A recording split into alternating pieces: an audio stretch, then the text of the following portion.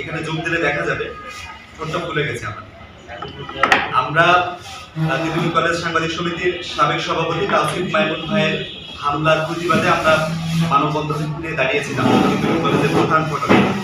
আমাদের তিতুমির কলেজ সাংবাদিক সমিতি এই মানববন্ধন দেখে উগ্র ছাত্র সংগঠন বলবো ছাত্র দলের নেতাকর্মীরা আমাদের মানববন্ধন দেখে তারা মুহুর্মুহু স্লোগান দিতে থাকে, আমাদেরকে তারা আবারও ভয়ের রাজনীতি কায়েম করতে চায়। তারই প্রমাণ আজকে পেলাম।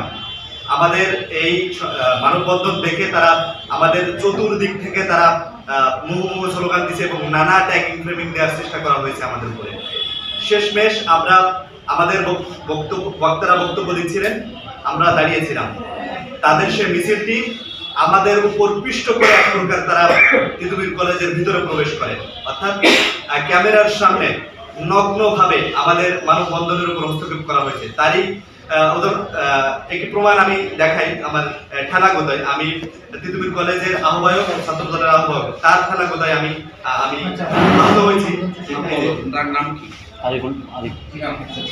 ইমাম হোসেন তার সামনে তার নেতৃত্বে মূলত আজকের এই শোডাউন মিছিলটি করছিল। তারা এক প্রকার ভয় দেখানোর জন্য আমরা সে ভয়কে উপেক্ষা করে আমরা তিতুমির কলেজ সাংবাদিক সমিতির নেতৃবৃন্দ আমরা মানববন্ধন করছিলাম।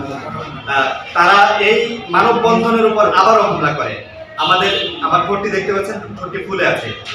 তারা আমাদের আরো সিনিয়র ভাইয়েরা ছিলেন, তারা মানববন্ধনের কথা বলছিলেন। তাদের উপরে ধাক্কা দিয়ে তারা আবারও হামলা করে তারা ভিতরে প্রবেশ করে এবং আমরা আমাদের কার্যালয়ে বসে আছি এবং কার্যালয়ের বাইরে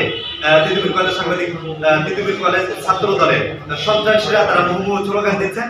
এখনো পর্যন্ত তারা স্লোগান দিয়ে যাচ্ছেন, অর্থাৎ আমরা আমাদের ভিতরে প্রবেশ করছি, সহনশীল অবস্থায় রয়েছি।